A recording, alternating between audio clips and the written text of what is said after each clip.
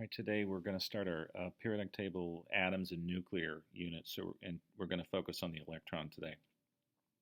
You all know that protons and neutrons are in the middle of an atom and electrons are around the outside, but we're going to talk about exactly where those electrons are and the shape of the orbital that they travel in. You'll need to get out your periodic table. You're going to mark on it in a few places. Going to add some things to it. And we'll just start off here with hydrogen. If you look on your periodic table, hydrogen is number 1. That means it has 1 proton. And neutral hydrogen would then, that's one positive proton, and it needs to have 1 negative electron to be neutral. And we like to normally think of the electron as orbiting the nucleus as a planet orbits the sun, but it's not a two-dimensional thing. It's three-dimensional, so that electron, even though it's drawn as a circle, you have to think of it as a sphere. It's going all over the place in a basically spherical shape. Right? And we'll move on to helium. Now, if you look on your periodic table, helium is the next one in line. It has 2 protons. And helium has a mass of 4. That's the number under the symbol He. And that 4 means that that's its mass number. So on average, it has about 4 mass units. So about 4 total protons and neutrons. Since 2 of those 4 are protons, it must also have 2 neutrons. So 4 total mass units in the nucleus and 2 electrons to balance out those 2 protons. And what I'm going to do here is not talk about individual orbitals, but talk about shells of orbitals for a little bit, and then we'll get into individual orbitals. You all remember from 7th to 6th, 8th grade, something like that, these shells of electrons can have at most 8 electrons in it, 8 valence electrons. Individual orbitals can have 2, but a shell is comprised of many different orbitals. But if you look at the periodic table, hydrogen and helium are alone in that first row. There's nothing else there. So there's only one shell, and it can only hold 2 electrons. As you go down rows in the periodic table, there's 7 of them. As you go down, you add another shell of electrons. Hydrogen and helium are alone. Let's go to beryllium in the second row, or the second shell of electrons. Beryllium is number 4. That means it has 4 protons. It's got more neutrons. And having 4 protons, neutral beryllium also has 4 total electrons. You can't put any more in that first shell. They are in another shell. Okay? And as you go across, you go to boron, carbon, nitrogen, oxygen, fluorine, across this thing. You're adding more protons and neutrons in the middle and more electrons to that second shell. We'll do argon here. It's number 18, and it's in the third row. 18 protons and about as many total neutrons. And since it has 18 protons, neutral argon also has 18 electrons. Now we're going to fill out that second shell. It has 8, and that would be all the way over like neon. And since argon is in the third row, it has a third shell, and it is populated by its 8. So there's 2 here in the middle, and then 8 in the on the inside shell. 8 in the middle shell, and 8 out here for a total of 18 electrons. And that's a nice classic way of showing where the electrons generally are in an atom. All right, now we're going to mark up your periodic table a little bit and start talking about the actual shapes, because they're not circles. Some of them are spherical, some have other shapes. And you should probably do this in nice bright colors. But here, the S block, and that includes helium. Helium actually belongs over here next to hydrogen in the S blocks. There are 7 rows, and they're labeled here, 1, 2, 3, 4, 5, 6, 7. You should do that. There's 7 rows, and these first 2 columns, headed by hydrogen and helium, are the S block orbitals. And those electrons in S orbitals have a spherical shape. They buzz around nearly the speed of light, in basically a spherical shape. Okay, and remember that each orbital can only hold 2 electrons, and there's 2 columns here. So hydrogen having 1 electron, helium having 2. That S orbital would then be full once you had those 2 electrons. We'll go to the D block orbitals, which kind of look like four-leaf clovers. And if you'll notice here, there are 10 vertical columns. So as you go across from scandium to titanium to vanadium, chromium, on across, there are 10 columns, and you keep adding protons and keep adding an electron as you go. There's a total of 10 columns. 2 electrons per orbital means there has to be 5 orbitals, and they have this sort of cloverleaf shape. We'll move over to the p orbitals, and if you notice, there's 6 vertical columns. So every time you go to the right to another column, that's another electron and another proton. 6 columns means 3 orbitals, and they're sort of dumbbell shaped. And then we'll go down to the F block, and they have odd shapes. You don't really have to worry about too much, but there are 14 vertical columns. That's every one means another proton and another electron. So 14, 2 electrons per orbital means there has to be 7 orbitals, at most 7 orbitals. And I want you to make sure that you get these, so you draw the pictures and you label them as S, D, P, and F, and then I want you to make sure you also label the rows. So for these S block, they are 1, 2, 3, 4, 5, 6, 7. And if you come over to the P's, after hydrogen and helium, there's nothing else in the first row. There are no 1p orbitals. There's just nothing there. So the first p orbital is 2. It's in the second row. It's 2, and then 3, 4, 5, 6, 7, on down through the p's. For the d's, even though this first row of D block elements is in the 4th row of the periodic table, energetically, as far as electrons are concerned, it's 3 is the first row, then 4, 5, 6. Okay, and this will, as we go on and do off-ball diagrams and electron configuration, you'll use the fact that it goes from 4 to 3 and back to 4. And then the F block, the first row of F's is row 4, and then you have row 5, the bottom of the F blocks. Remember, these 2 rows fit up in the periodic table in the 6th row. So you have the 6th S row, and then after that you go down to the 4 F's all the way across, the 5 D's, the 6 S's, back down to the 7 S's, the 5 F's, the 6 D's, and then the 7 P's. You read a periodic table left to right, top to bottom, like a book. So we're going to do an off-ball diagram.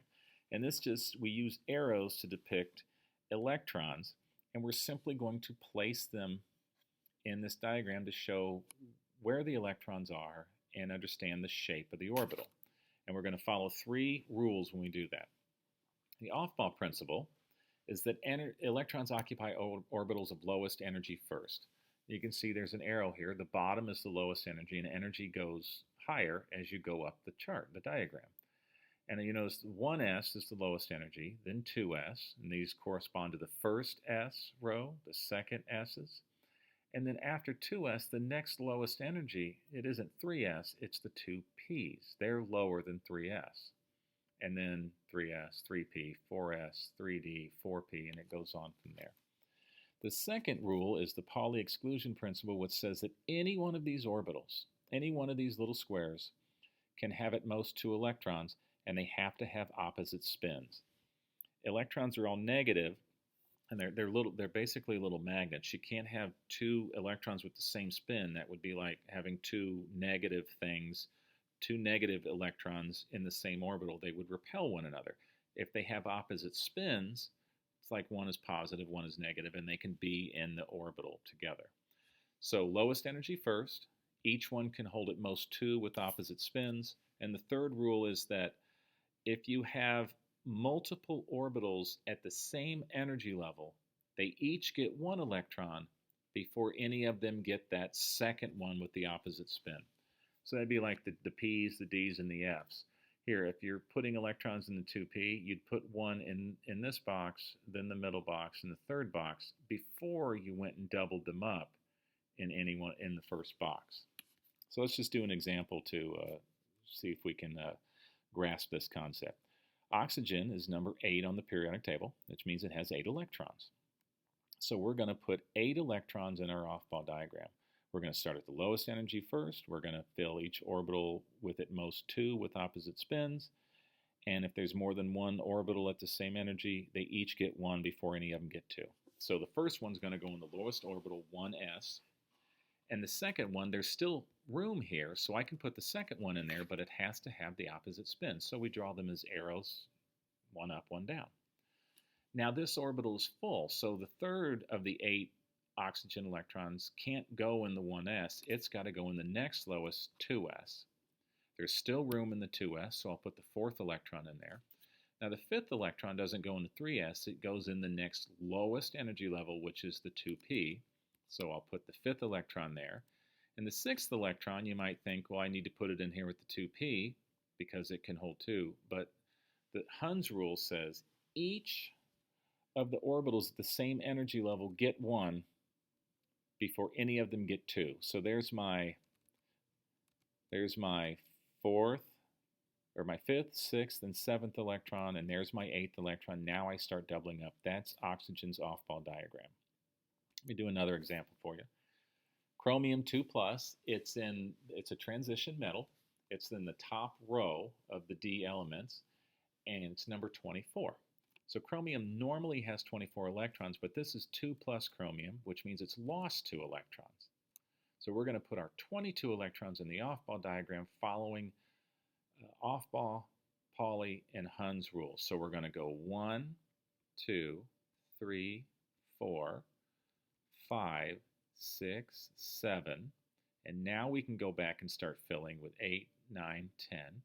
The next lowest energy level is 3s, 11, 12, the opposite spin. The next lowest energy is the 3p's, so there's my 13th, 14th, and 15th according to Hund's rule, 16, 17, 18. Now those orbitals are all full. The next lowest energy level is the 4s. So I'll put the 19th and the 20th in the 4s with opposite spins. The next lowest energy level is 3d, so I'll put my 21st and my 22nd, not doubling it up, but putting it in there in the next orbital. All right, so your homework that you'll do after this, there is a few off-ball diagrams, and then some electron configurations. We'll talk about that now.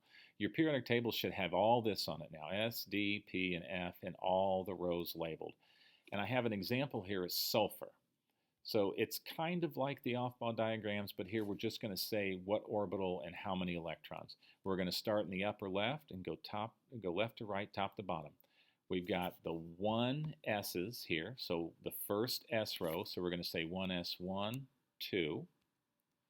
And then we're going to go to 2s2, all the way across to the 2p's, 2p1, 2, 3, 4, 5, 6, and then down to the 3s's, the third row, the S column, S3s1, 3s2,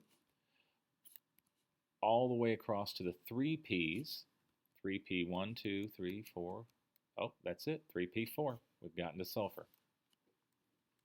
So these just tell you that in the 1s you have 2 electrons, in the 2s you have 2, in the 2p you have 6, in the 3s you have 2, and in the 3p you have 4 electrons. Do one more example, indium. And again, it's just left to right, top to bottom. 1s2, 2s2, 2p6, 3s2, 3p6, 4s2, 3d10. Now we're back to the 4p's, 4p6, 5s2, go all the way across the fourth row of D's to 1, 2, 3, 4, 5, 6, 7, 8, 9, 10. And then we are at the 5p right here, 5p, but we're at the first one, so 5p1. Now let me show you real quick how complicated atoms can be, but they're still understandable. I'm gonna build up this indium atom shell by shell, orbital by orbital. So indium has 49 protons and 49 neutrons, and it's in the 5th row. So there's going to be 5 basic shells with a bunch of different orbitals in them. The first row is the 1s shell, and it's going to have 2 electrons in it. Then it's going to have the 2s shell with 2 electrons, and down with that is going to be 3 dumbbell-shaped 2p orbitals with 2 electrons each. And then we go to the third row. So we've got this third shell, this spherical 3s with 2 electrons, and then we have 3 3p dumbbell-shaped orbitals, each with 2 electrons. Then we go to the fourth row, the 4s shell with 2 electrons, and then the 3d, which are these cloverleaf-shaped, 5 cloverleaf-shaped orbitals, each with 2 electrons, and you can see that the atom is getting more and more complicated. And now we're here at the 4p's, so we have 1, 2, 3 dumbbell-shaped ones corresponding to the 4th p row. And then we go to the 5th row, which is another spherical shell with 2 electrons. And then we go to the 4Ds, so we have 1, 2, 3, 4, 5 more cloverleaf-shaped electrons with 2 each, or shells with 2 each. And then we get to indium here, which is one more p orbital with 1 electron in it. So you can see that they get kind of complicated, but still understandable. There's 49 electrons in there, 49 protons and neutrons in the middle. And this is where you can kind of see it's only these outer electrons, these valence, the S and the P, these 1, 2, 3, 4, 5, 6, 7, 8. The 8 valence electrons on the outside are the ones that are important to chemistry. And indium only has 1, 2, 3 outer electrons, 2 in the 5s and 1 in the 5p.